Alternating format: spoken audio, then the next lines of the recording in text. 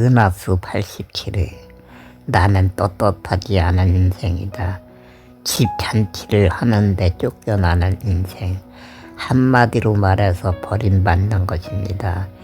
개도 주인 따라 다니며 꼬리치면 먹을 걸 던져준 경사의 날에 버림받은 인생이 된 것입니다. 젠장, 장가는 무엇하려고 가는 거야? 다른 곳에서 잔치하면 안 되나? 왜 집에서 잔치하는 거야, 젠장? 원망합니다.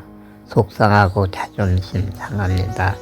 형제들에게 창피하고 동네 사람들에게도 창피합니다. 먼 친척은 오지 말고 가까이 사는 친척만 오면 안 되는 것일까? 동네 사람들만 모여서 잔치하면 얼마나 좋을까? 엉뚱한 생각을 해봅니다.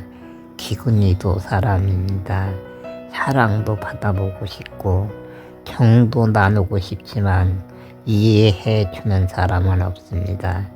사람들이 기근이 속마음을 알면 어떠한 반응을 보일까요? 기근이는 참으로 이상하다. 사람이 나이가 차면 결혼하는 건 정상이다. 큰 경사의 날이라 먼 친척들이 오는 것도 당연하다. 그러면 너 때문에 네 형은 장가도 가지 않고 혼자서 살아야 하니? 하고 책망할 것입니다. 맞는 말입니다. 기근이도 솔직히 할 말은 없습니다. 그런데 마음이 찢어질 듯 아픕니다. 자신이 저주스럽기도 하지만 한정없이 외롭기도 합니다. 자신을 이해해 줄 사람이 없다는 것이 마음을 아프게 합니다. 혼자서 병을 만들면서 괴로움으로 가슴을 까맣게 태우고 있습니다. 장애우로 태어나는 것을 한탄하고 있는 것입니다. 마음이 울적하고 외로울 때는 마당가에 앉아서 먼 들녘을 바라보거나 음지에 앉아서 마음을 달래고 했습니다. 그러나 이번에는 방법이 없습니다. 무조건 슬프고 아프기만 합니다. 때로는 늦가을에 동네 아주머니 두세 명이 와서 어머니의 김장을 돕기도 합니다. 그 모습이 좋아서 그 누가 말 한마디 건네주지 않아도 한정없이 바라보던 인생입니다. 형님 결혼식 날 동네 어른은 물론 아이들까지 모여 복적일 것입니다. 생각만 해도 기분 좋은 잔칫날입니다. 너무 좋아서 밤에 잠도 오지 않는 경사스러운 날입니다.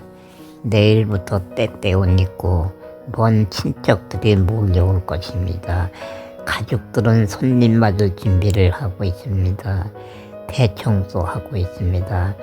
방 한편에 앉아서 가족들이 청소하는 모습을 바라보고 있습니다. 마음을 숨겨야 하는 기근이 소리를 죽인 작은 한숨이 저절로 나오고 있습니다. 마음은 병이 들어서 숨쉬기도 버거운 상황입니다.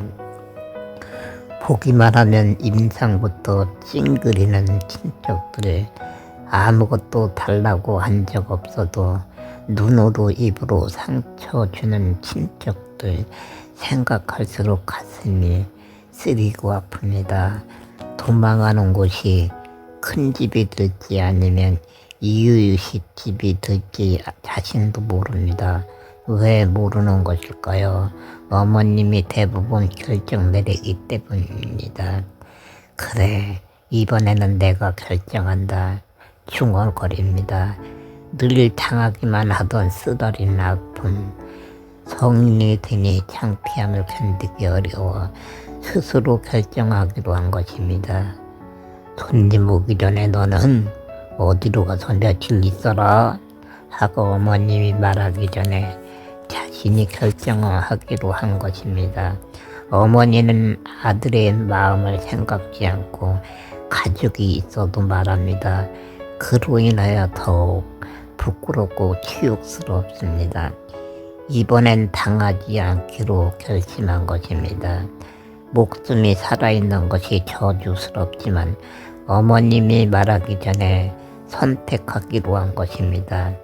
가족은 즐겁게 청소하지만 기근이는 속으로 애통하고 있습니다. 술면시 일어나 신을 신고 지팡이를 짚고 이웃집으로 향합니다. 이웃집 어른에게 양해를 구한 것은 아닙니다. 너무 부끄러워 말을 할 수도 없습니다. 큰 집으로 가지 않고 왜 이웃집으로 가는 것일까요? 친척이 많이 모이면 큰 집으로 잠을 자려고 갈 것이기 때문입니다. 2개의 지팡이를 짚고 걸어가는 기근이 발걸음이 천근만근입니다. 마음도 절벽 속에 감금된 듯 천근만근입니다. 연병한다, 지랄한다, 모두 죽어버리면 참으로 좋겠다. 우라가 치밀어 올라 속으로 욕을 합니다. 그러나 마음이 시원치 않습니다. 하나님이 어디 있어? 그래, 하나님이 정말로 있으면 나와봐라. 내가 이 지팡이로 두들겨 패주겠다. 하나님도 예수님도 있으면 나와봐라. 어디 나하고 한판 붙어보자. 몸도 마음도 폭탄입니다. 지팡이를 하늘에 휘두릅니다. 너무 분통이 터져서 하나님에게 시비를 걸고 있는 것입니다. 모든 사람을 죽여버리고 싶습니다. 화가 치밀어 올라 이성을 잃어버린 것 같습니다. 아니, 자신의 몸이 저주스러워 저주하고 있습니다. 어떻게 왔는지도 모르게 이웃집에 왔습니다. 사정을 잘 아는 이웃집 사람들 아무 말도 하지 않습니다. 사람이 많아서 대충 챙겨가지고 왔다. 저녁 때 누님이 쟁반에 밥과 반찬을 챙겨가지고 옵니다. 누님은 어떻게 알고 온 것일까요? 이웃집 아주머니가 어머님이나 누님에게 이야기했을 것입니다. 이웃집 먼 거리 아닙니다. 400~500m쯤 됩니다. 그러나 기근이에게는 심리처럼 멀었습니다.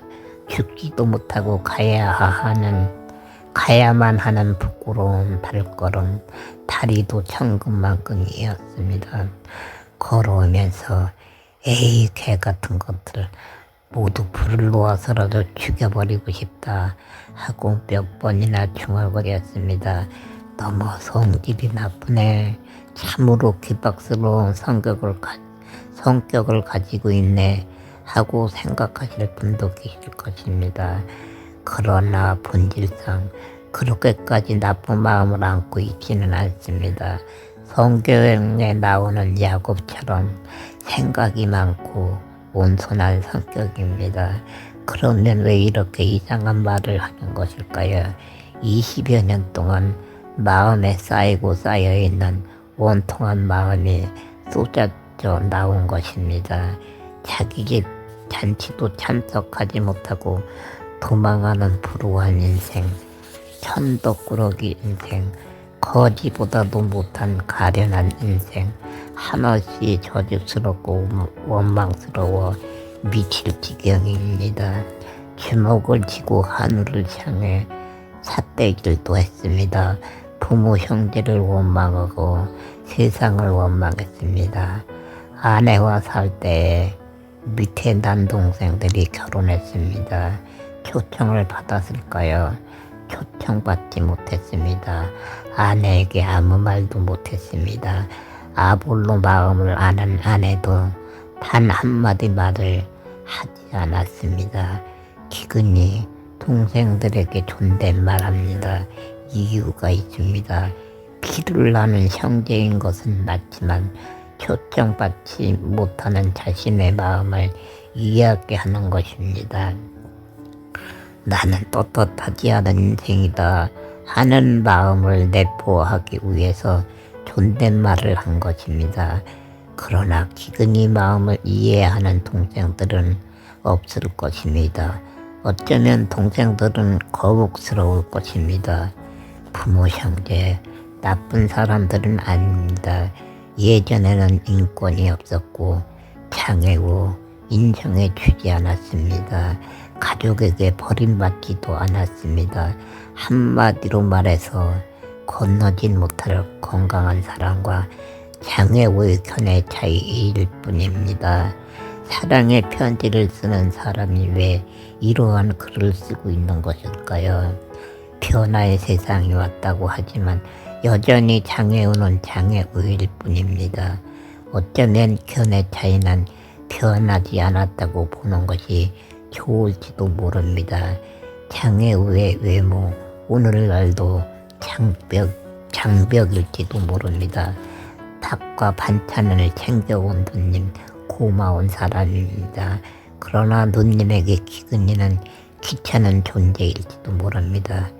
에고, 생각도 없고 철도 모르는 새끼다. 자기 집 잔치도 참석하지 못하니 얼마나 멍청한 인생이냐.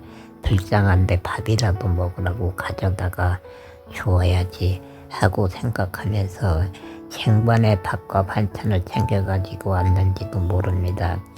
88위에 계속됩니다.